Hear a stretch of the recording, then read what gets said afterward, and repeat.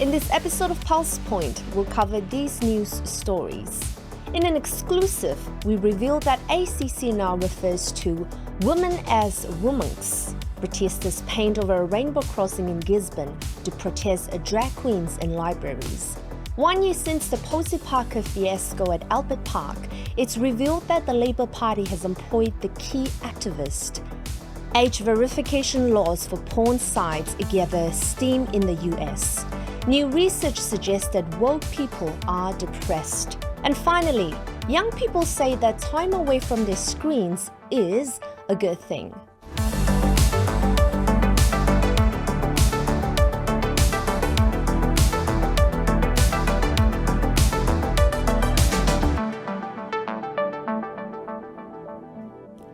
Welcome to our third episode of PulsePoint. It's time to cut through the spin and uncover the real issues. I'm Tambi Stowers.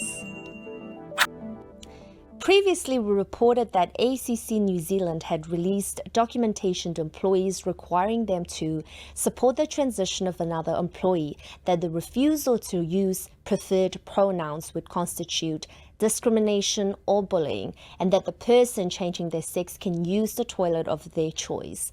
Now, ACC staff have contacted Family Affairs to inform us of a new policy which declares that at ACC, women get menopause. Yes, women's.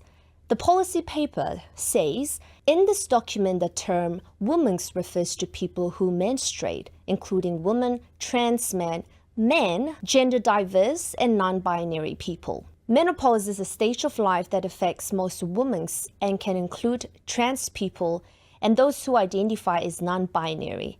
Non-binary people do not think of themselves as simply male or female. Well, we're pretty certain that if they have menopause, then they are definitely female. And while you would hope that ACC would be focusing simply on helping injured people to recover and rehabilitate, they appear to be more focused on gender ideology. Now, the real question is whether the new government will demand that the public service focus on their core services and base their staff policies on biology and not ideology. Residents of the New Zealand town of Gisborne have painted over the controversial rainbow zebra crossing. Fed up with the sexualization of children through transgender ideology being pushed onto their children, parents have taken matters into their own hands. A library in Gisborne had planned to have drag queens read storybooks at a public event. Parents from Destiny Church blocked off the main road in protest and painted a layer of white over the rainbow zebra crossing. I'm coming as a mother, I'm coming as a grandmother. We've got fathers and grandfathers here today, and we as the citizens, residents of Gisborne Tairāwhiti, have had enough of the sexualisation of our children. We have these sex workers coming in tomorrow, and they are 18. Adult entertainers, and they will be at our library talking to our kids. And we are calling out the Mayor, Briette Stoltz. We are calling you out, and every councillor that has agreed to have these people coming in here reading to our children.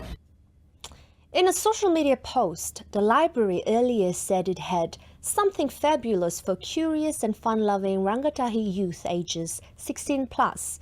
Join our guest Erica and Coco Flash for a storytelling, lip-syncing and singing interactive performance. Bring along your friends. Join us for a fun and glitter-filled frolic. While we never condone vandalism, it is important to accurately frame what this protest was. This was not a hateful anti-trans protest, as the mainstream media would suggest. This was a protest against the sexualization of children. Religious or not, most people are not in favor of children being exposed to this material. Interestingly, the law also says that pedestrian crossings should be white stripes on the road so that they stand out to motorists. Go to our website familyfirst.nz and check out the latest Mac blog that looks into the background of drag queens. 1 year since the Posie Parker rally for women at Albert Park, Auckland, which resulted in a 70-year-old woman being punched in the face and Posie Parker being escorted by police from the park after being assaulted by pro-trans supporters, it's been revealed that the activist that led the violent protest is now working for the Labour Party in Parliament. Chanel Alal identifies as queer trans and uses they-them pronouns. Shortly after his part in stirring up the violence against a woman in Albert Park in March 2023, Lal got the Kiwi Bank Young New Zealand of the Year award, which surprised and offended many people. His social media posts show a disturbing level of hate and offensive material.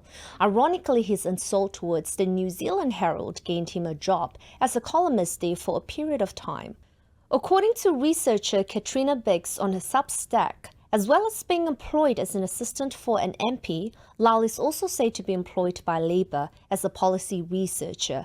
Biggs says, "It's hard for me to imagine a bigger insult to women from Labour than to employ the man who was instrumental in whipping up the worst mob violence against women ever seen in New Zealand, and which shocked much of the world." The state of Indiana has become the 9th state in the USA to sign age verification legislation, joining Louisiana, Utah, Montana, North Carolina, Virginia, Mississippi, Arkansas, and Texas. The new law requires pornography companies to check the ages of their online consumers. Age verification laws empowers parents to protect their children online by making it harder for children to access harmful content like pornography. 19 other states beside Indiana hope to pass age verification laws this year. The measure enjoys support from both Republicans and Democrats. Some states have also added age restriction to social media. Florida Governor Ron DeSantis on Monday signed a bill that bans children aged under 14 from social media platforms and requires 14 and 15-year-olds to get parental consent, a measure supporters say will protect them from online risks to their mental health. The question is, will New Zealand do likewise and act to protect the well-being and mental health of our young people? Academia is finally catching up on what most sensible people know about wokeness. A recent psychology study out of Finland found that woke people were more likely to be anxious, depressed, and unhappy. And where even politically left, individuals reported a lower level of mental well-being. The study developed a scale to measure an individual's commitment to progressive ideologies, such as critical social justice principles, and found that 3 out of 5 women viewed woke ideas positively, yet only 1 in 7 men felt the same way. Simply put, women agreed more with woke ideals than men. In particular, female university students in the social science, education and humanities, and individuals who take the other gender. Men, along with the individuals in science, technology, economics, and mathematics jobs, were more cautious of woke beliefs. The popularity of progressive attitudes amongst the Finnish population was not as widespread as researchers anticipated. However, what is clear is that wokeness in Finland is a gendered phenomenon.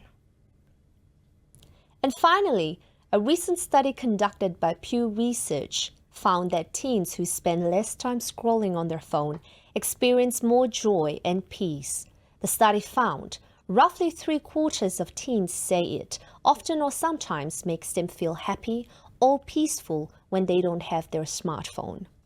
Dr. Laura Erickson-Scroth, the Chief Medical Officer at the Jeff Foundation, explains that the biggest potential harm from screens is its effect on sleep.